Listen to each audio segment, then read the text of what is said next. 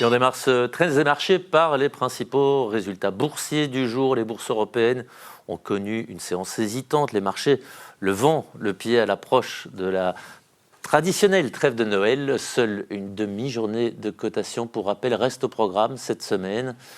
Sur Euronext, Bruxelles Elia a clôturé la séance en tête du Bel 20. Hors indice, Agfa Gewart a signé un rebond technique après sa dégringolade des dernières semaines. Ackermans et Van Aren est resté à la traîne ce mardi, alors que Sequana Medical a accentué cette perte annuelle, le titre affichant une chute de 72% depuis le 1er janvier. Vincent Juvens, lui, ne chute pas, il est bien là, en plateau, il nous a rejoint. Vincent, bonsoir. On a une actualité qui est assez riche ce soir. Alors, on va commencer tout de suite par évoquer Novo Nordisk. Elle s'est envolée aujourd'hui en bourse. Est-ce que vous pouvez nous expliquer ce phénomène qui, on va vite le comprendre, n'est pas le fruit du hasard ? Non, en effet, il faut tout d'abord signaler que Novo Nordisk avait connu une année difficile jusqu'ici, entre concurrence importante avec son principal concurrent Eli Lilly, les tarifs de Donald Trump qui faisaient qu'il y avait une pression sur les prix aux États-Unis, un pipeline notamment sur les médicaments Alzheimer qui n'avait pas délivré toutes ses promesses. Donc l'action était en baisse de 50% cette année. Et puis finalement, hier, accord de la FDA notamment pour validation sur le marché américain pour le médicament anti-obésité de Novo Nordisk. Qui est le régulateur américain pour tout ce qui concerne la sécurité alimentaire et sanitaire et médicale aux États-Unis. Alors, le Wegovy, le médicament de Novo Nordisk contre l'obésité, validé par la FDA, et on sait que c'est un marché qui est important, qui était jusqu'ici dominé par des médicaments qu'on s'injectait, l'Ozempic. Alors évidemment, si vous avez comme moi un peu peur des piqûres, c'était pas idéal évidemment pour en tout cas pour en prendre. Le Wegovy facilite évidemment la prise de ce type de médicaments. Marché de l'obésité et de la lutte contre le diabète de manière générale, qui est un gros marché, on estime à 60 milliards de dollars d'ici 2030. Et là, clairement, Novo Nordisk passe qu'un grand coup, puisque c'est clairement la première entreprise à aborder ce marché avec une pilule et non plus une injection. Donc, les marchés ont positivement réagi à la nouvelle. Le cours, finalement, de Novo Nordisk s'envole de presque 10% aujourd'hui à Francfort. Donc, réellement, un boost après une année relativement difficile pour la valeur. On est évidemment à l'aube d'une nouvelle année. Comment, au-delà de Novo Nordisk, va se comporter le secteur des soins de santé ?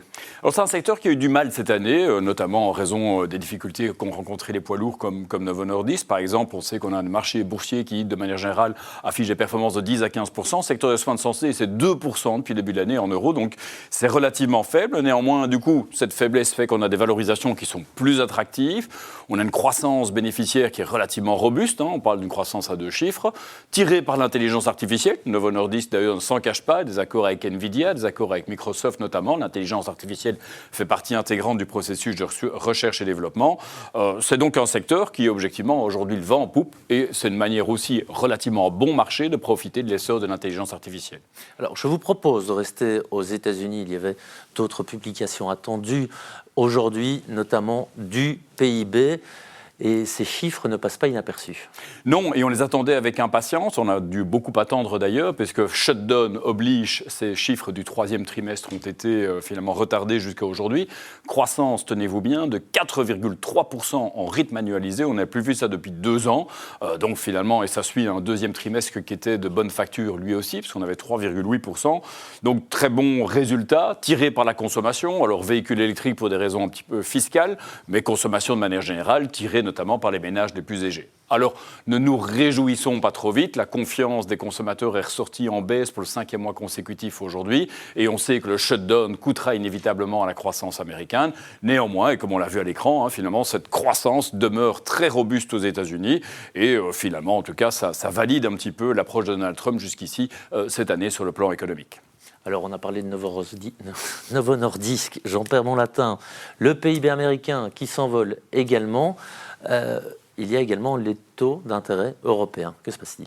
Oui, c'est l'autre nouvelle de la semaine, et même un petit peu de la fin de la semaine dernière. On a des taux qui s'envolent. J'en avais déjà discuté sur ce plateau, mais on voit qu'on a une conjonction de facteurs, remontée des taux au Japon, finalement, une communication pas très claire d'Isabelle Schnabel de la BCE sur oui ou non y aura-t-il une hausse de taux de la BCE. On sait qu'on a des difficultés budgétaires en France. On fait beaucoup d'annonces en termes de prêts, notamment à l'Ukraine et que sais-je. Enfin, des dépenses tout azimut, chose que les marchés obligataires ont du mal à digérer.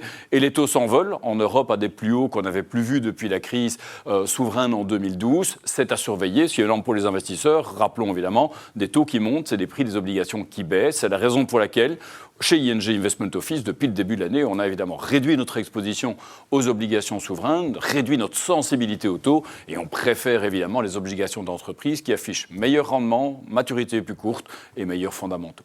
Alors, il nous reste 30 secondes.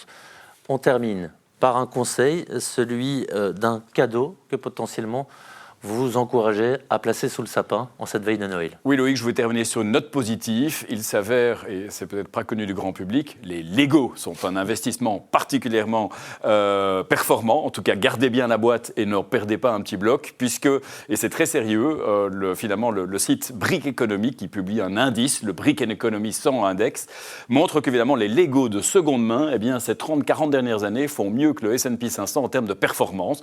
Alors, la diversification est clé en Lego comme en investissement. Il faut choisir ses thèmes. Par exemple, je note que les prix des sets Scooby-Doo sur le marché d'occasion fonctionnent bien mieux que les Harry Potter. À bon entendeur, mais enfin, sur cette note plus légère, j'en profite pour souhaiter à vous, Loïc, et aux téléspectateurs de Trend Z, ma foi, de très belles fêtes de fin d'année.